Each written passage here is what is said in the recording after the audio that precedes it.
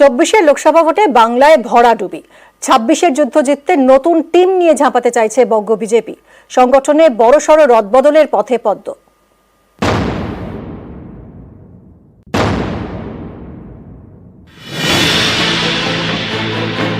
চব্বিশের ফলে 21-এর পুনরাবৃত্তি, বাংলায় ফের সবুজ ঝড়। ফের বাংলার মাটিতে বিজেপির ভরাডুবি।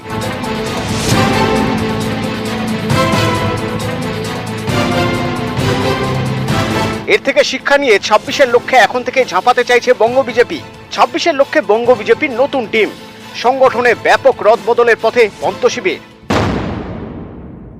যেহেতু আমি রাজ্য সভাপতি এবং তার সাথে আমি কেন্দ্রীয় মন্ত্রিসভায় আছি, ভারতীয় জনতা পার্টির সংবিধান অনুসারে আমি স্বাভাবিকভাবে এই দুটি পদ আঁকড়ে বেশি দিন থাকতে পারবো না। তো স্বাভাবিকভাবে নতুন সভাপতি খোঁজা হবে। হয়তো জেনারেলি দেখা যায় যে আমরা উপর থেকে শুরু করে নিচে গিয়ে শেষ করি। 24-এ ফের বাংলার মাটিতে পদ্ম চাষে ব্যর্থ হয়েছে বিজেপি। হারের কারণ খুঁজে বের করতে বেশ কয়েকটি বৈঠকে বসে দল। সেখানে উঠে আসে একাধিক কারণ, যেমন নেতাদের মধ্যে সমন্বয়ের অভাব, অনেক পুরনো নেতাকর্মীকে ভোটের কাজে যুক্ত করা হয়নি, বুথ স্তরে নড়বড়ে সংগঠন, বুথ স্তর থেকে ভুল রিপোর্ট। এভাবে চললে 26-এও ভুগতে হবে বলে মনে করছেন বিজেপির নেতারা।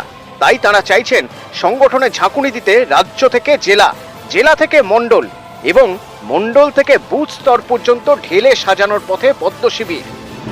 পুজোর আগেই বদল করা হতে পারে 15 জন জেলা সভাপতিকে, 300-রও বেশি মণ্ডল সভাপতি বদল করা হতে পারে।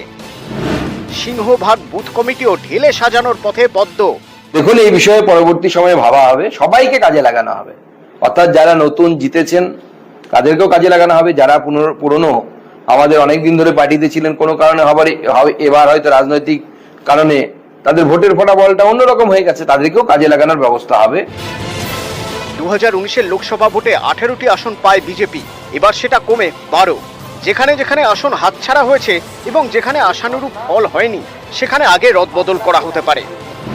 হাওড়া, হুগলি, দক্ষিণ 24 পরগনা, পশ্চিম মেদিনীপুর, ঝাড়গ্রাম, বাঁকুড়া, বর্ধমান একাধিক জেলার সভাপতি বদল করা হবে বলে খবর।